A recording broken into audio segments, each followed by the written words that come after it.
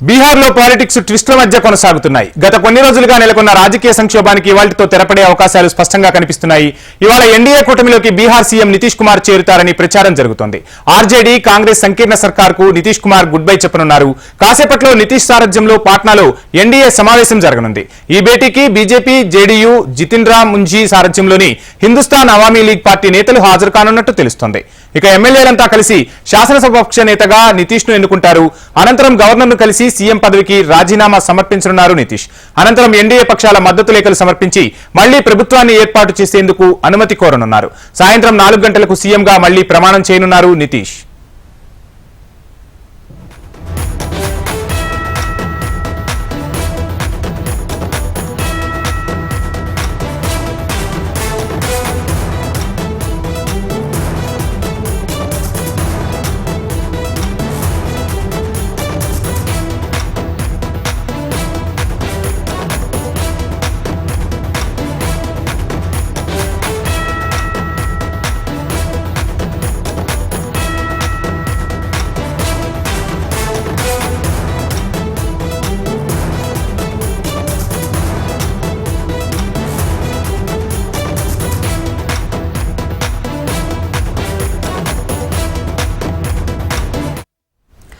బీహార్లో పాలిటిక్స్ ట్విస్ట్ల మధ్య కొనసాగుతున్నాయి. గత కొన్ని రోజులుగా నెలకొన్న రాజకీయ సంక్షోభానికి ఇవాళ్టితో తెరపడే అవకాశాలు స్పష్టంగా కనిపిస్తున్నాయి.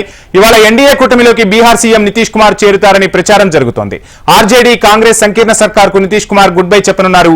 కాసేపట్లో నితీష్ సారథ్యంలో పాట్నాలో ఎన్డీఏ సమావేశం జరగనుంది. ఈ భేటీకి బీజేపీ, జేడీయూ, జితిన్ రామ్ ముంజీ సారథ్యంలోని హిందుస్థాన్ అవామీ లీగ్ పార్టీ నేతలు హాజరు కానున్నారు. ఎమ్మెల్యేలంతా కలిసి శాసనసభాపక్ష నేతగా నితీష్ ను ఎన్నుకుంటారు. అనంతరం గవర్నర్ ను కలిసి సీఎం పదవికి రాజీనామా సమర్పించనున్నారు నితీష్. అనంతరం ఎన్డీఏ పక్షాల మద్దతు లేఖలు సమర్పించి మళ్లీ ప్రభుత్వాన్ని ఏర్పాటు చేసేందుకు అనుమతి కోరనున్నారు. సాయంత్రం 4 గంటలకు సీఎంగా మళ్లీ నితీష్ ప్రమాణం చేయనున్నట్లు తెలుస్తోంది.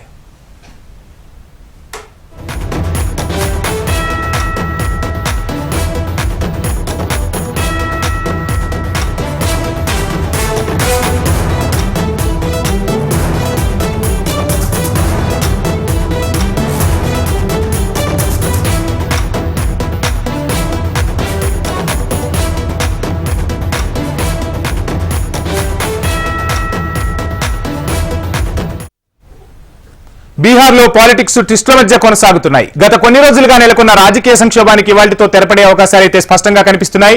ఇవాళ ఎన్డీఏ కూటమిలోకి బీహార్ సీఎం నితీష్ కుమార్ చేరుతారని ప్రచారం జరుగుతోంది. ఇదే అంశానికి సంబంధించి డీటెయిల్స్ అందించేందుకు మా ప్రతినిధి శిరీష్ జాయిన్ అవుతున్నారు. శిరీష్, చూస్తున్నాం బీహార్లో కమలం దెబ్బకు ఇండియా కూటమి కోట బీటలు వారిందని అనుకోవచ్చా? మొత్తంగా అసలు ఏం జరుగుతుంది? ఈ పరిణామాలను మనం ఎలా చూడాల్సి ఉంటుందంటారు? కీలక సమావేశాలంటే కూడా జరుగుతున్నాయి. ఒకటి జేడీయూకి సంబంధించిన శాసనసభాపక్ష సమావేశం నితీష్ కుమార్ నివాసంలో జరుగుతుంది. రెండవది బీజేపీకి సంబంధించిన ఎమ్మెల్యేలందరూ కూడా సమావేశమయ్యారు. ముఖ్యంగా రెండు పార్టీలకు సంబంధించిన నేతలు కూడా కొత్త ప్రభుత్వ ఏర్పాటుకు సంబంధించిన అంశాలపైన ప్రధానంగా చర్చిస్తున్నారు. అయితే ఈ సమావేశం తర్వాత అంటే 10 గంటలకు జేడీయూకి సంబంధించిన శాసనసభాపక్ష సమావేశం తర్వాత నితీష్ కుమార్ నేరుగా రాజ్భవన్ కు వెళ్లి తన రాజీనామాను సమర్పిస్తారని చెప్పేసి కూడా సమాచారం అందుతుంది. అయితే బీజేపీ మద్దతు లేఖ ఇచ్చే ముందు కొన్ని కండిషన్స్ అన్నిటి కూడా పెట్టినట్టుగా కూడా సమాచారం. 2 డిప్యూటీ సీఎం పదవులన్నిటి కూడా ఉండాలి, అవి 2 కూడా తమ పార్టీకి సంబంధించిన వాళ్ళకే ఉండాలని చెప్పేసి నితీష్ కుమార్ ముందు డిమాండ్లు పెట్టారు. దాంతో పాటుగా స్పీకర్, రాష్ట్ర అసెంబ్లీకి సంబంధించిన స్పీకర్ పదవి అనేది కూడా తమ పార్టీకి సంబంధించిన నేతకే ఉండాలని చెప్పేసి కూడా ఇందులో మెరుగు పెట్టారు. ఫిబ్రవరి 5వ తారీఖు నుంచి బడ్జెట్ సమావేశాలంటే కూడా ప్రారంభం కానున్న నేపథ్యంలో కొత్త ప్రభుత్వం కనుక ఏర్పడితే మాత్రం తిరిగి ఆయన బల నిరూపణ అనేది కూడా చేసుకోవాల్సి ఉంటుంది. దీనికంటే ముందు ఈ పరిణామాలన్నింటిపైన కూడా ప్రధానంగా చర్చించినట్టుగా కూడా తెలుస్తోంది. అయితే బీజేపీ ఇప్పటికే ఒక అవగాహనకు వచ్చినట్టుగా కూడా సమాచారం. ప్రస్తుత రాజకీయ పరిణామాలు ఏవైతే బీహార్ లో నెలకొని ఉన్నాయో వీటన్నింటినీ కూడా తమకు అనుకూలంగా మలుచుకునే ప్రయత్నం అనేది కూడా చేస్తున్నారు.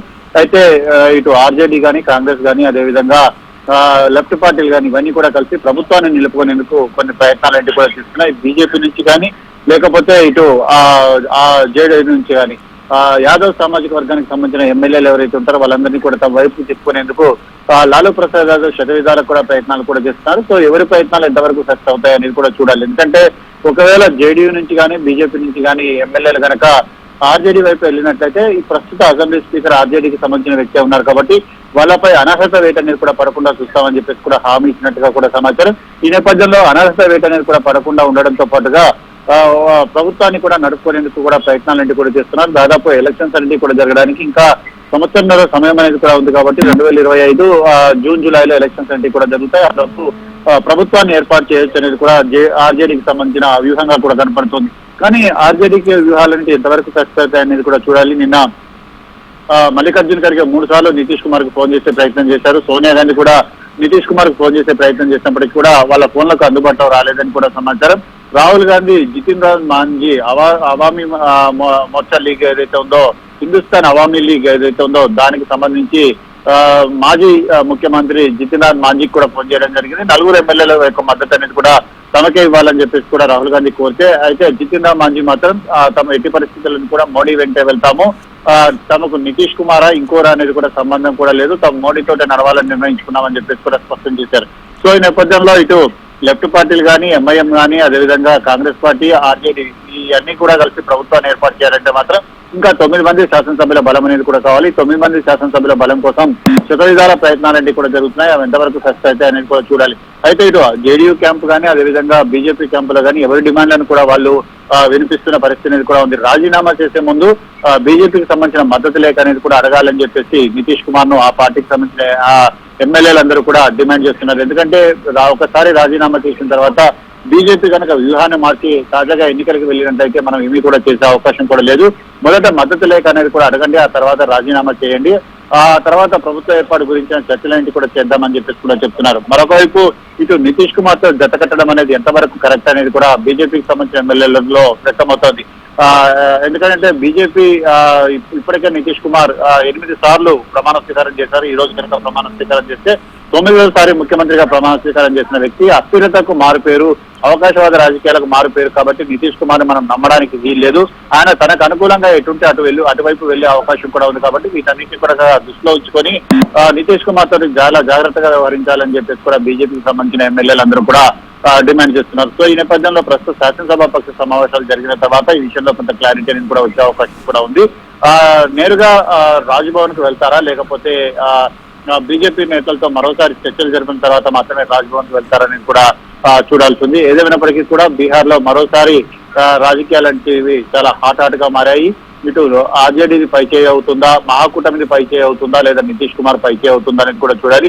తనను ఇండియా కూటమి కన్వీనర్ గా ప్రకటించమని చెప్పేసి నితీష్ కుమార్ కోరారు. కానీ అందుకు కాంగ్రెస్ పార్టీతో పాటు ఇతర పార్టీలు సుముఖంగా లేని పరిస్థితుల్లో అవకాశం చూసి నితీష్ కుమార్ ఇండియా కూటమి పైన పదతీర్చుకున్నారన్న ప్రచారం అనేది కూడా జరుగుతోంది. ఎందుకంటే తనకు ప్రాధాన్యత ఇవ్వాలని చోట తను ఉండాల్సిన అవసరం అనేది కూడా లేదని చెప్పేసి కూడా చెప్తున్నారు. అయితే నితీష్ ను ఇండియా కూటమి నుంచి వెళ్ళిపోకుండా ఉంచేందుకు శతవిధాల ప్రయత్నాలంటే చేశారు. ఆ ప్రయత్నాలంటే కూడా సక్సెస్ కాలేదని చెప్పేసి కూడా చెప్పొచ్చు. ఎందుకంటే ఇటు చెప్పండి, నితీష్ బీహార్ లోని రాజకీయ పరిణామాలతో ఇండియా కూటమి విచ్ఛిన్నమయ్యే అవకాశాలు ఉన్నాయా? ఇండియా కూటమి అసలు ఏం చేయబోతుంది? అంటే మిగిలిన నేతలను కాపాడే ప్రయత్నాలు జరుగుతున్నాయా? అసలు ఏం జరుగుతుంది? వంశీ, ఇండియా కూటమి మొదటి నుంచి కూడా ముగ్గురు వల్ల చాలా సమస్యలు అయితే కూడా ఉన్నాయి. ఒకటి మమతా బెనర్జీ, 2 నితీష్ కుమార్, 3వది అరవింద్ కేజ్రీవాల్. ఈ ముగ్గురు కూడా ఇండియా కూటమిలో ఉంటూనే కూటమికి సంబంధించిన విధానాలను కూడా విమర్శిస్తూ వచ్చారు. అదేవిధంగా కాంగ్రెస్ పార్టీ కూడా ఈ 3 పార్టీల పైన కూడా విమర్శలు ఏంటి కూడా చేయడం కూడా జరిగింది.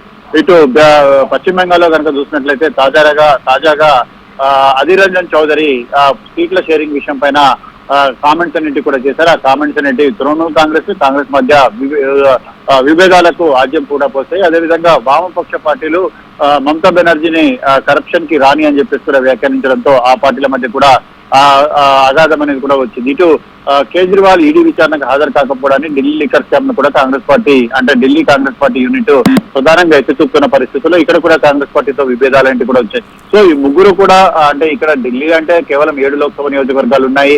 అటు పంజాబ్ లో దాదాపు 15 లోక్సభ నియోజకవర్గాలు, మొత్తం 22 లోక్సభ నియోజకవర్గాలు ఆమ్ ఆద్మీ పార్టీ ప్రాతినిధ్యం వహిస్తున్న 2 రాష్ట్రాల్లో కూడా ఉన్నాయి. ఇక పశ్చిమ బెంగాల్లో 42 ఉన్నాయి, అదేవిధంగా బీహార్ లో 42 అనేది కూడా ఉన్నాయి. అయితే ప్రస్తుత పరిణామాల నేపథ్యంలో నితీష్ కుమార్ బీజేపీ కలిస్తే కనుక ఇండియా కూటమికి కొంత ఇబ్బందికరమైన పరిస్థితి అనేది కూడా ఎదురయ్యే అవకాశం ఉంది. ఎందుకంటే హిందీ బెల్ట్ కనుక చూసినట్లయితే హిందీ బెల్ట్ లోని కీలక రాష్ట్రాల్లో ఇప్పటికే ఛత్తీస్గఢ్ లో బీజేపీ అధికారంలోకి వచ్చింది, అదేవిధంగా మధ్యప్రదేశ్ లో బీజేపీ అధికారంలోకి వచ్చింది, రాజస్థాన్ లో అధికారంలో ఉంది బీజేపీ, అదేవిధంగా అతిపెద్ద రాష్ట్రమైన ఉత్తరప్రదేశ్ లో కూడా ఉంది. ఇందులో అతి కీలకమైన రాష్ట్రమైన బీహార్ లో కూడా అధికారంలోకి వస్తే కనుక కీలకమైన రాష్ట్రాల్లో బీజేపీ బాగా వేసే అవకాశం ఉంది. మోడీకి రేపు లోక్సభ ఎన్నికల్లో చాలా కీలకమైన ఏరియా అంటే హిందీ హార్ట్లాండ్. ఇందులోనే దాదాపు 250 లోక్సభ నియోజకవర్గాలు ఉన్నాయి. ఇందులో కనుక బీజేపీ అధికారాన్ని కనుక చేపట్టే అనుకూలంగా మార్చుకునే అవకాశాలు ఏంటి కూడా ఉన్నాయి. సో దీన్ని ఎదుర్కొనే విషయం పైన కూడా ఇండియా కూటమి నేతలు మరోసారి సమావేశమయ్యే అవకాశాలు అయితే ఉంటాయి. Thank you Sirish.